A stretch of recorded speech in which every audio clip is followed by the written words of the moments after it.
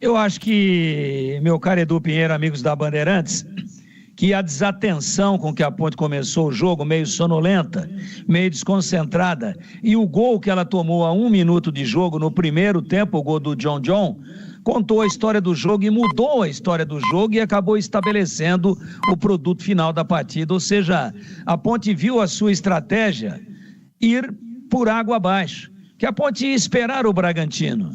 A Ponte ia aguardar, o Bragantino também precisava da vitória, porque ele não sabia o que ia acontecer lá na Neoquímica Arena entre o Guarani e o Corinthians. Então ele ia agredir a Ponte, até pelo seu DNA. E a Ponte ia tentar fazer aquele jogo de espera e reativo muito eficiente, que rendeu a ela 5 vitórias fora de casa. Só que hoje deu errado. No começo da partida, uma bola boba, o Everton Brito tenta cortar e faltou um pouquinho, uma bola de linha de fundo do Bragantino que é tocada para trás, ele se atira na bola, não consegue fazer o corte, ela se oferece pro John, que chuta, há um desvio no meio do caminho, tira o Diogo Silva do lance, ele estava inteiro, mas acabou não conseguindo chegar em função do desvio, e aí o Bragantino fez 1-0, quando ele fez 1-0, ele falou, agora eu não vou mais,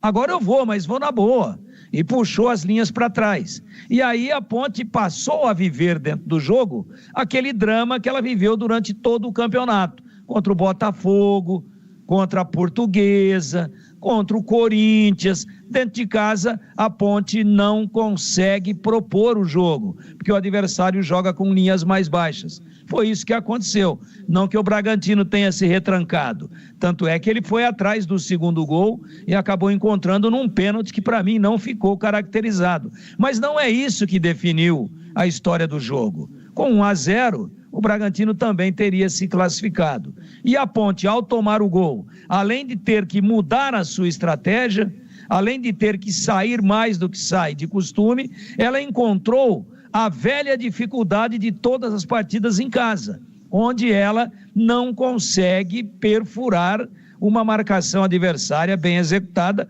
por não ter um sistema de criação de meio campo, de transição meio campo-ataque, que alimente bem o ataque e que envolva a marcação do adversário. E aí,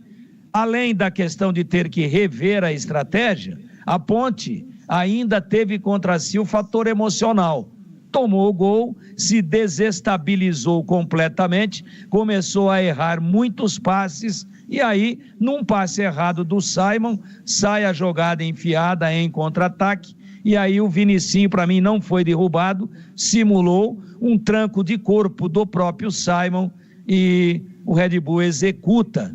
o seu segundo gol na batida do pênalti com o Lucas Evangelista. 2-0 no primeiro tempo, a Ponte lutou muito, até criou algumas situações interessantes com chutes de fora da área, já que o time não consegue penetrar, mas estava numa tarde, numa noite feliz, inspirado o Cleiton, goleiro do Bragantino, e ele foi neutralizando. Eu acho que a Ponte fez um grande campeonato, o regulamento é um monstrengo, como pode um time com 22 pontos e fazendo a 4ª melhor campanha, não conseguir entrar entre os 8. É uma coisa surrealista, é uma coisa absurda, é uma comédia, mas eu não vou falar aqui de regulamento, porque não fui eu que criei o regulamento e nem fui eu que assinei concordando com o regulamento. Estava lá, tem que ser cumprido, frustrante a desclassificação, sim, mas a torcida da Ponte, eu acho que fica satisfeita com o grande campeonato que o time fez, com partidas muito boas tecnicamente, dentro de uma estratégia de jogar reativamente. Essa é a história do jogo numa tarde, onde custou muito caro, numa noite, né? Custou muito caro para a Ponte ter entrado meio desatenta e ter tomado um gol logo a 1 minuto de jogo, meu queridíssimo Edu Pinheiro. É importante realçar também rapidamente,